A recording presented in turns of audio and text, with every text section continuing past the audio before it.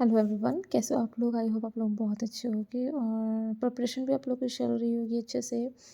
तो अब मेंस के एग्ज़ाम में बहुत बहुत बहुत कम टाइम बचा है। तो एक्चुअली मैं जब वीडियो बना रही थी तो मुझे भी अपने दिन याद आ रहे थे कि हाँ, किस तरह से पिछले साल हम भी I am also preparing for this exam. तो ओके, अब हमारे पास बहुत कम टाइम बचा है, अप्रॉक्सीमेटली 10 डेज़ हम लोग बोल सकते हैं। तो मैं इस वीडियो में आपको बताऊँगी कि आपको इन 10 दिनों में क्या करना चाहिए ताकि आप मतलब फुल एफिशिएंसी के साथ एग्ज़ाम अच्छे से दो और अच्छे मार्क्स लेके और अच्छे से एग्ज़ाम क्रैक करो। तो देखिए, फर्स्ट तो मेन चीज़ ये है कि इन 10 दिनों में आपको मार्केटिंग की बुक बहुत अच्छे तरीके से रिवाइज़ कर जानी है ना? क्योंकि मैं आपको बता रही हूँ कि कोटलर को छोड़ के क्वेश्चन कहीं से भी नहीं आने वाला है। कोटलर का एक-एक लाइन आप रट जाओ, ठीक है ना? और मैंने आप स्क्रॉल करके देखना, मैंने वीडियो भी बनाई है कि आपको कोटलर कैसे पढ़ना है। क्योंकि देखो, हर कोई बोलता है कि हाँ, आपको कोटलर पढ़ना है, कोटलर रट जाना है, लेकिन कोटलर पढ़ना कैसे है? क्योंकि वो उतनी मोटी बुक है, वो बुक एक है बट वो बोलते हैं ना, गागड़ में सागड़। वो इतनी उसमें इतनी ज़्यादा चीज़ें लिखी हुई है ना कि आदमी कन्फ्यूज़ हो जाता है कि क्या पढ़े क्या ना पढ़े। तो अब तक आपकी मीन्स जब आप प्री का एग्ज़ाम दे के आएगी तो आपका 15, 16, 17 दिन तो ऐसे ही हो चुका है। तो इस बीच आपने मॉक लगाया होगा। देखो, मॉक लगाने से ये होता है कि आपको ये समझ आता है ना कि अगर जब आप मॉक लगाते हो तो आपको समझ आता है कि क्वेश्चन किस टाइप से पूछे जाते हैं। केवल बुक पढ़ने से कुछ नहीं होता है। आप कोटलर पढ़ जाओ, जब तक मॉक नहीं लगाओगे आपको समझ नहीं आएगा। तो अब इस 10 दिनों में क्या करना है कि आपको कोटलर को रिवाइज़ करना है। डेली 2 चैप्टर, और जो छोटी चैप्टर है तो 3-3 चैप्टर रिवाइज़ कर लो। जो भी आपने टिक आउट किया होगा, जो भी अंडरलाइन किया होगा, ऑब्वियसली जब आप फर्स्ट टाइम पढ़े होगे तो आपने अंडरलाइन किया होगा ना कि हमें ये इम्पोर्टेंट है।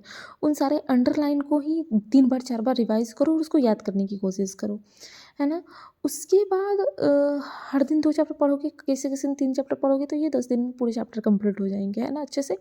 और ऐसा नहीं है कि हमने फर्स्ट चैप्टर पढ़ दिया, उसके बाद सेकंड चैप्टर पढ़े तो फर्स्ट को छोड़ दिए। पता चलेगा कि कुछ भी दिमाग में नहीं है। नहीं, जब सेकंड पढ़ रहे हैं तो फर्स्ट को भी एक बार रिवाइज़ लगा लिया कीजिए, ठीक है? तो बेसिकली ये हुआ। और मॉक, जो भी आप 4-5 मॉक बनाए होंगे उन सारे मॉक को रिवाइज़ कीजिए और देखिए कि उस समय वो क्वेश्चन जो आपसे गलती हुई थी वो क्यों हो गई थी। जैसे कि जब जब स्टार्टिंग टाइप में आपने मॉक बनाया होगा तो उस समय तो ज़्यादा रॉन्ग हुए होंगे ना, क्योंकि उस समय आपने अच्छे से बुक्स नहीं पढ़े थे।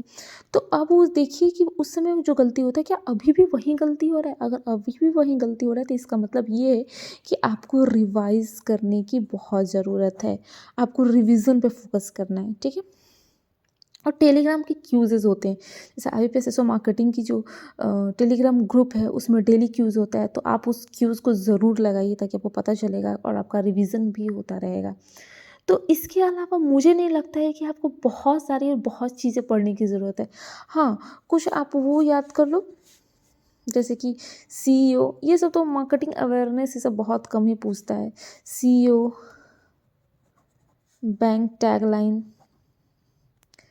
बैंक की टैगलाइन, हेडक्वार्टर कहाँ है?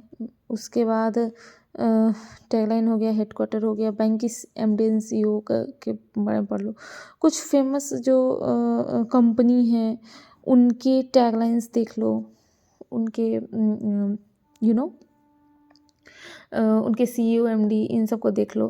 तो बस यही, ज़रूरी नहीं है कि बहुत ज़्यादा था। और मैं लिटरली आपको बता रही हूँ ना कि बहुत ज़्यादा इससे क्वेश्चन नहीं पूछे जाते, ज़्यादा से ज़्यादा 4 से 5 और कभी-कभी तो 1 भी नहीं, ठीक है? तो बेसिकली अगर आपने कोटलर बहुत अच्छे तरीके से पढ़ा है, तो आपको कुछ ज़्यादा पढ़ने की ज़रूरत नहीं है, आप उसी से ला सकते हो।